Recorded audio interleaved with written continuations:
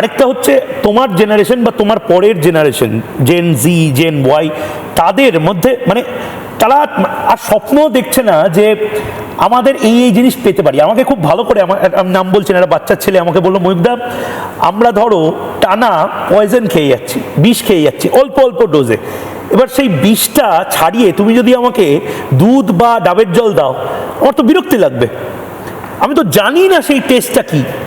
সুতরাং আমরা জানি না ডাবল ইঞ্জিনের টেস্ট কি, আমি জানি না সেমিকন্ডাক্টর হাব এলে বিপিওর যে ছেলেমেয়েরা তারা কতটা টাকা বেশি পেতে পারে, আমি তো জানি না যে অফসাইট যে বিভিন্ন বিদেশের কোম্পানিগুলোতে যায় সেটা যদি অফসাইট আর নাই থাকে, সেটা যদি ভাঙড়ে হয় তাহলে সেখানে কত লাখ টাকা একটা ছেলে কামিয়ে নিয়ে চলে যেতে পারে।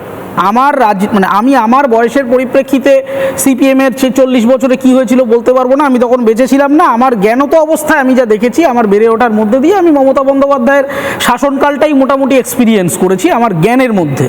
তার মধ্যে আমার সবচেয়ে যেটা ইন্টারেস্টিং লেগেছে যে এই বিগত 1 দশক বা 1.5 দশকের মধ্যে পশ্চিমবঙ্গের যুব সমাজের মধ্যে বড় কিছু করবার যে আশা, যে আকাঙ্ক্ষা, যেটাকে অ্যাম্বিশন বলে, সেটাই নষ্ট করে দেওয়া হয়েছে।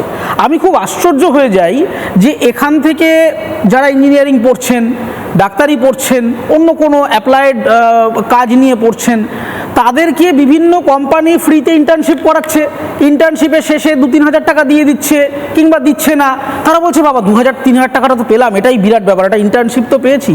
অথচ আপনি দেখুন যে ব্যাঙ্গালোরের কলেজ থেকে পাশ করে তারা 15,000 টাকার নিচে ইন্টার্নশিপ করছে না, কিংবা তারা ক্যাম্পাসিংয়ে বসছে, ওখানে ক্যাম্পাসে বসেই তারা ইন্টার্নশিপ পাচ্ছে, চাকরি পাচ্ছে, বিভিন্ন নেটওয়ার্ক তৈরি হচ্ছে। আপনি আমাকে বলুন যে একটা পশ্চিমবঙ্গের কলকাতা বিশ্ববিদ্যালয়, বর্ধমান বিশ্ববিদ্যালয় কিংবা অন্যান্য কল্যাণী বিশ্ববিদ্যালয়, এখানে অধিকাংশ জায়গায় লেখাপড়া করবার পরে তারা কোর্সটা শিখে কি করবে? তারা আমি অ্যাপ্লিকেশনটা কোথায় করব? পিএইচডি করে বসে থাকতে হবে। এই যে কলেজ সার্ভিস কমিশনের একটা দেখলাম আমি নোটিশ দিয়েছে, তার অ্যাপ্লিকেশন ফিজ হচ্ছে 2,500 টাকা।